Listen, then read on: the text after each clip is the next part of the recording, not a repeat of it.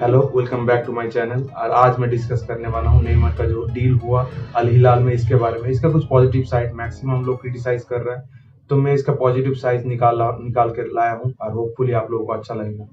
तो let's go. Hi, my name is Shamsher Zaman और you are watching fantasy sports channel Shamsher junior.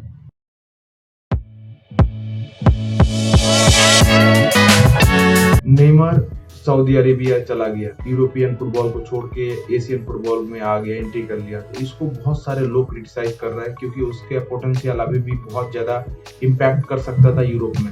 अब किसी individual का choice of life, choice of football, हम लोग अपने दूर के अंदाजे से क्रिटिसाइज कर रहे हैं कि उसको बेहतर, क्योंकि हम लोग ज्यादातर यूरोपियन फुटबॉल को देख के बड़े हुए हैं। यूरोपियन फुटबॉल में वो खेलेगा तो उसका व्यू ज्यादा मिलेगा, हमें देखने का पर्सपेक्टिव मिल जाएगा। ये सब के लिए हम लोग क्रिटिसाइज ज्यादा कर रहे हैं। It is the only fact, मैं बता रहा हूँ कि और कुछ नहीं है। उसके लिए पैसा, उसके लिए बहुत कुछ मायने लगता है। हमारे लिए सिर्फ वो एक अच्छे क्लब में खेले, क्योंकि देखिए अल हिलाल एक सऊदी अरेबिया की टीम है और लोगों को पता नहीं है अल हिलाल एशिया का सबसे बड़ा फैन बेस क्लब टीम है, बहुत ही बेहतर, काफी ज्यादा रेपुटेड टीम है। उसको जितना पैसा दिया गया, आपको वो तो डील के बारे में बता देते हैं, क्योंकि बहुत ही बेहतर एक डील दिया। इतना बेहतर डील कोई नहीं दे सकता था। ऑब्वियसली वो 31 ईयर एज है, उसके पास अभी भी टाइम था यूरोप में और कुछ कर दिखाने का, लेकिन उसने यूरोप को छोड़ के एशिया आया। उसका कुछ रीजन है, उसका अपना मोटिव होगा, वो हमें पता नहीं, लेकिन पर्सपेक्टिव में बता सकता हूँ जो मैंने न्यूज़पेपर के थ्रू और कुछ आर्टिकल के थ्रू पढ़ा, जो उसने इंटरव्यू दिया या तो उसके सराउंडिंग लोगों ने जो इंटरव्यू दिया, उस पर्सपेक्टिव में डील में ये है कि 3.2 मिलियन यूएस डॉलर हर वीक में मिलेगा उसको। ये बहुत ही बड़ा रकम है, इतना ज्यादा, लगभग 165 मिलियन पर ईयर। ये कंफर्म है, इतना मिलने ही वाला है। उसके बाद तो बोनस अलग है, उसके बाद उसका एक्सपेंसेस भी अलग है, क्योंकि वो बहुत ही हाई प्रोफाइल लाइफ स्टाइल जीता है। जहां जाता है, पेरिस में गया था, उसमें भी बहुत लग्जरी लाइफ वो कंज्यूम करता है, बहुत अच्छा उसका लेविशियस लाइफ है। तो उसी लाइफ को कंटिन्यू करते हुए वो जो अरब में है उसमें बहुत कुछ एड ऑन किया, क्योंकि उसको प्राइवेट जेट चाहिए था नया, वो भी उसको दे रहा है। उसके बाद बहुत बड़ा एक घर, वो भी घर दे रहा है। उसके बाद हर मैच अगर विनिंग करता है तो उसका एक बोनस मनी अलग से है, वो भी ह्यूज मनी है। उसके बाद अगर आप सऊदी अरेबिया को प्रमोट कर रहे हैं उसका सोशल मीडिया हैंडल के थ्रू या कहीं कोई भी थ्रू जो उसके खराब हो रहा है, तो उसको बहुत ज्यादा पैसा मिलेगा। तो बहुत बड़ा एक कम्पैक्टफुल डील है उसके लिए, बहुत ही आई अट्रैक्टिव डील है। ऑब्वियसली 90% फुटबॉलर ये डील में क्रैक कर लेकर चला जाता है। वो भी बन गया, वो हिलाली बन गया, वो खुद भी बोल रहा है आई एम हिलाली, क्योंकि ये पीएसजी का सुपरस्टार, पहले बार्सिलोना का सुपरस्टार था। नेमार जूनियर मेरा भी आइडल रहा है, मैं उसी के लिए मैक्सिमम फुटबॉल देखता हूँ। तो कुछ पर्सपेक्टिव बोलने वाला हूँ मैं कि क्या क्या रीजन हो सकता है कि उसने यूरोपियन फुटबॉल को इस कम उम्र में, क्योंकि 31 ईयर एज में, मतलब अभी भी उसके पास 4 साल 5 साल का एक पीरियड था जो बेहतर दिखाने वाला, वो छोड़ के पैसे के लिए अलग आया। और कुछ सिर्फ पैसा नहीं हो सकता, क्योंकि आप सोचिए इतना बड़ा एक फुटबॉलर, वो लोगों के पास पैसे की कमी नहीं होता। ऑब्वियसली जिसको पैसा जितना है उससे ज्यादा चाहिए, लेकिन सिर्फ पैसा फैक्टर नहीं हो सकता। एशिया का सबसे बड़ा फुटबॉल क्लब में आया है, कुछ अलग पर्सपेक्टिव भी सोचा होगा। तो मैं कोशिश करता हूँ इलाबोरेट करने का कि 2-3 पॉइंट जो आप लोगों को लगेगा शायद फेवरेबल है, बाकी आप लोग जज करिए, कमेंट में बताइए कि मैं अगर गलत हूँ तो वो भी बताइए। तो मेरे हिसाब से पहला फैक्टर यही है कि रेसिज्म से थोड़ा अलग आने की कोशिश कर रहा था। मैक्सिमम अफ्रीकन ओरिजिन या तो ब्लैक स्किन जितने सारे फुटबॉलर हैं, बहुत बड़े बड़े नाम है, जैसे विनीसियस जूनियर को Spanish are more of a racist person.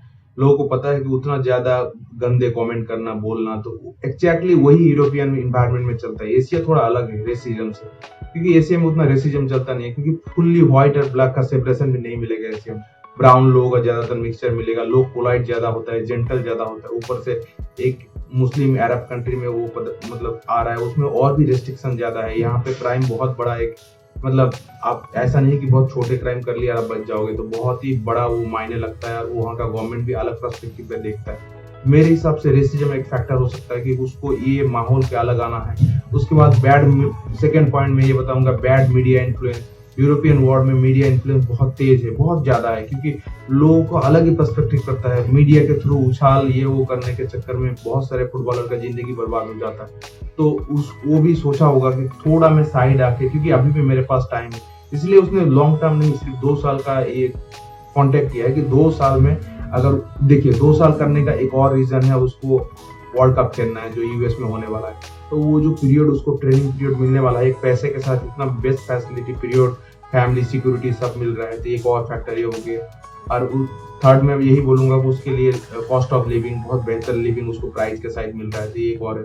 Protected by government, क्योंकि अरेबियन वर्ल्ड गवर्नमेंट बहुत ज्यादा प्रोएक्टिव है, हैंडफुल रहता है प्लेयर के साथ, बहुत ही ज्यादा फ्रेंडशिप बिहेवियर रखता है। आप लोगों को पता है जितने सारे लोग एशियन फुटबॉल में आता है, क्योंकि Asian football is not growing, चल रहा है, कोशिश कर रहा है कि अपलिफ्ट करे, बहुत कुछ करे, तो उसके लिए भी एक पर्सपेक्टिव ये है कि प्लेयर को अंडरस्टैंडिंग बढ़ाए। तो ज्यादातर क्या होता है, प्लेयर के साथ बहुत बेहतर स्वभाव रखता है, क्लब ओनर हो गया, क्लब मैनेजमेंट हो गया, सब हो गया, तो ये भी एक फैक्टर है एशिया आने का। उसके बाद देखिए कि इन्फ्लुएंस ऑफ आपका क्रिस्टियानो रोनाल्डो जो इन्फ्लुएंस किया, उसने इतना बड़ा नाम होकर एशियन फुटबॉल में आया, उसके बाद एशियन फुटबॉल को अपलिफ्ट करने की कोशिश कर रहा है, डेवलपमेंट करने की कोशिश कर रहा है। Exactly same brand of signing करके नेमार आ गया अल हिलाल में। अल हिलाल भी बहुत बड़ा क्लब है, सऊदी अरब का सबसे ज्यादा डिग्निफाइड और बहुत ही ज्यादा प्रेस्टिजियस क्लब है, सबसे ज्यादा फैन बेस भी इसका है, लोग इसको बहुत पसंद भी करता है।